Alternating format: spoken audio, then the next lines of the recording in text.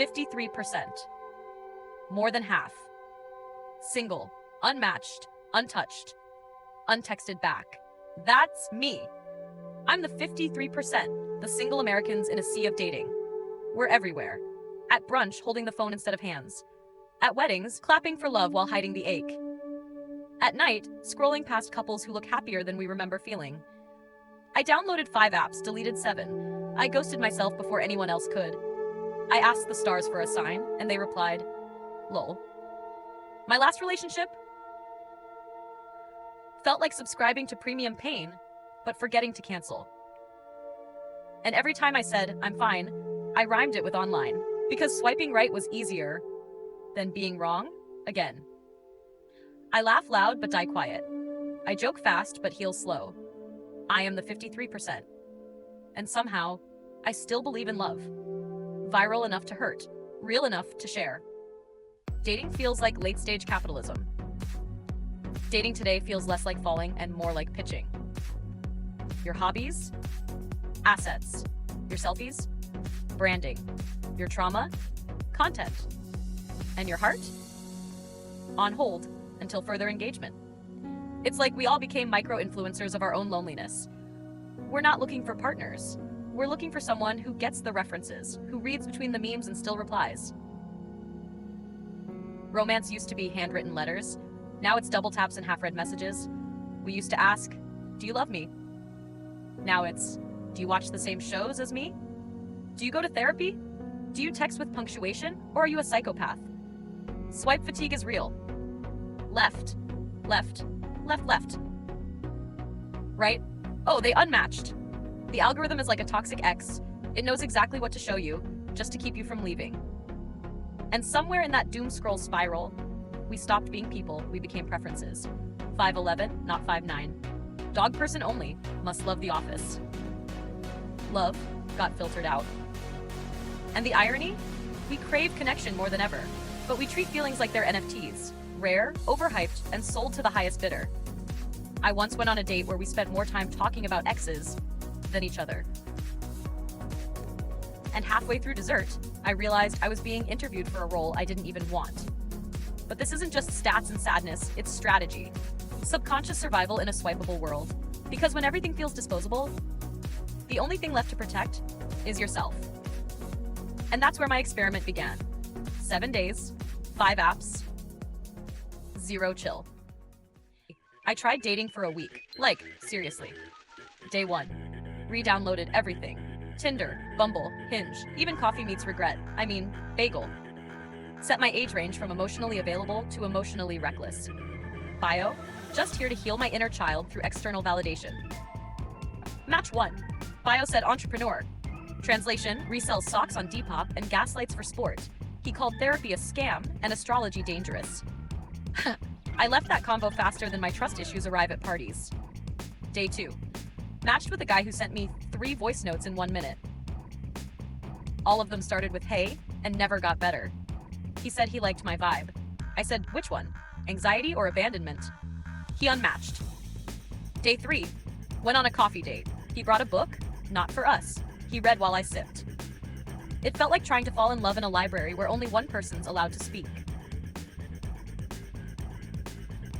Text log from 4 p.m. I had a great time. Him seen at 4 p.m. I've had salads that made me feel more wanted. Day 4. My screen time hit 8 hours. My serotonin didn't. Got a hey from a man whose entire profile was group photos. I don't want to solve a mystery to find your face. I'm not the FBI. I'm just trying to find someone who texts back. Running joke, I kept telling myself, maybe I'll meet the one right after I meet the one who isn't emotionally constipated. Day 5. Tried to flirt. Typed, hey. Deleted. Typed, how's your day? Typed, do you also pretend to be fine until a song breaks you at midnight? Didn't send, closed app, ate cereal. Felt more loved by my spoon than any text thread. Day 6. My friend said I'm too picky. I said, no, I just don't want to date a trauma dump in joggers. She said, lower your standards. I said, that's how I ended up crying to Dua Lipa in 2022.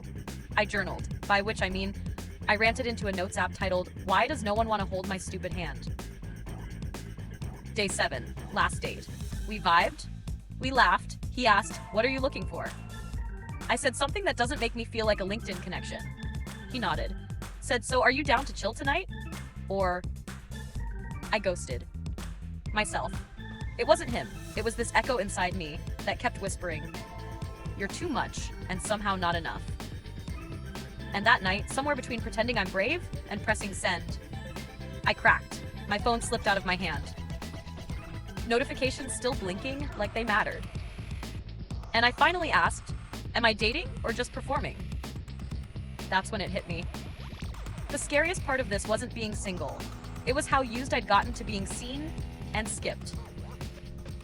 Ready for the real heart of it? My breakup was with my own hope. It wasn't the apps, it wasn't them. It was this quiet. The kind of quiet that seeps in after too many almosts, too many "you're amazing," but too many silences that say more than any unmatched ever could. I realized my worst heartbreak wasn't from someone who left, but from the hope that stayed. I kept thinking love would feel like a movie, but it felt more like buffering, loading, crashing, refreshing, still, nothing.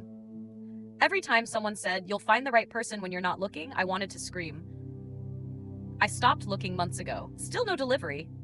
I didn't need a boyfriend. I needed a witness. Someone to see me, not just my photos, not just my playlist, but the tiny parts of me I keep tucked away between sarcasm and self-preservation. The girl who buys herself flowers, but still wishes someone else would. The girl who says "I'm fine" with a smile so convincing, even she believes it for a second. The girl who replays convos in her head, wondering if she was too weird, too quiet, too much. I once texted "good night" and got no reply. I stared at the screen like it owed me closure. It didn't. I didn't cry that night, not out loud. But inside, I broke up with hope. Because it hurt more to expect love than to live without it. And maybe the scariest part, I got good at being alone. Like, too good. I stopped believing love would find me. I just wanted it to stop avoiding me. But maybe this percent isn't punishment. Maybe it's proof. Proof that I still try. That I still care. That I still believe, even when it's inconvenient. Ready for the plot twist?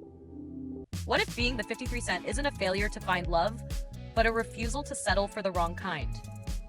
What if my singleness wasn't loneliness, but loyalty to my own becoming? I used to say, I ghosted myself before anyone else could. But maybe I was protecting myself before anyone else tried to break me. Because here's the twist. I stopped dating to be chosen. I started choosing me. Not in a cheesy hot girl healing way, but in a quiet stay home on a Saturday and not feel broken way. In a "this pasta is for me" kind of peace. In a "my bed is mine and so is my time" sort of soft power. I went from craving a relationship to craving a version of me that doesn't shrink just to be held. I used to think love was the reward. Now I know, it's the reflection. It mirrors how I see myself. I laughed loud but died quiet. Now I write poems to my silence. I used to joke fast at ache. Now I sit with it, let it breathe, let it teach. Turns out the 53% aren't cursed. We're just the ones brave enough to sit with our ache instead of rushing into arms that don't know how to hold it. And that voice, the one that whispered too much and not enough. I named her. I taught her how to speak kindly. Because if I'm part of that stat, maybe we all are. Maybe the sea of dating isn't drowning us. Maybe we're just learning how to float without clinging to sinking ships. And maybe that's the real story here. Not that we're single, but that we're sovereign. The algorithm is God, and I pray with my scroll. Left, left, right. Confession through a touchscreen. Validation via vibration. We used to date people, now we date profiles. Curated chaos. Highlights of humans, cropped for approval. We're not falling in love, we're falling into patterns. Ghosting became grammar. Breadcrumbs became bonding, and wide is now an act of affection. This isn't romance, it's roulette. Swipe culture is spiritual starvation. It feeds you just enough to keep you hopeful, but never enough to feel full. And Gen Z? We're fluent in detachment. We joke about red flags while diving headfirst into their shade. We're taught to be chill, to never care first, to hold eye contact like it's a crime scene. Therapy is now a TikTok trend. Breakups are content. Healing is aesthetic. We hashtag heartbreak for relatability, then monetize the trauma in a carousel post. Even loneliness has a brand voice. It whispers, be mysterious, be minimal, be fine. But it never says, be messy, be real, be held. We're allergic to vulnerability. We crave it, but only in 15-second bursts with lo-fi music underneath. Love used to be letters. Now it's likes. Now it's we're vibing instead of we're building. Now it's we're talking instead of we're trying. And somewhere in this dopamine factory of infinite options, commitment became cringe. But you know what's actually cringe? Pretending not to care. Pretending not to want to be known, fully, wildly, awkwardly. Because deep down, we don't just want attention. We want intimacy, not the filtered kind. Not the performative kind, the kind that sees you ugly cry and stays, the kind that remembers your coffee order, the kind that asks, did you eat today? And means it. So if I could say just one thing to the version of me still pretending it's all okay, let me know. Hey, you. The one staring at their phone, wondering if love is out of stock. The one replaying every message, every silence, looking for the glitch. I see you. Refreshing. Waiting. Trying to stay cool while your chest feels like it's cracking in lowercase. You're not too much. You're just surrounded by people who were never taught how to hold enough.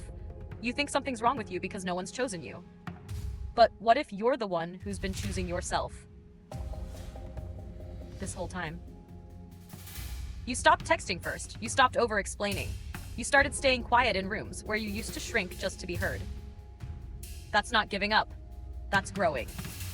I know you thought love was supposed to arrive, wrapped in someone else's hands. But sometimes it shows up in the mirror, blinking back tired eyes, and still choosing to hope anyway. The truth? You were never broken. You were just breaking out of every version of you that begged for less when you were born to hold more. So here it is. The one thing I'd whisper to the you that cried into playlists hid behind sarcasm and kept refreshing messages that never came. You are not waiting, you are becoming. And one day, someone will show up and they won't just text you back, they'll meet you. In full sentences, with full presence. And they'll stay. But until then, don't rush the becoming, don't hate the healing. Because I am the 53%. But now I know I'm not single because I'm unlovable. I'm single because I'm learning how to love without losing myself. What percent are you? Drop it in the comments. Next story, I am the 6% who fell in love with a voice note. Final quote, I'm not waiting, I'm becoming. Caption bait, sometimes peace looks like logging off. I am the glitch, and I survived the scroll.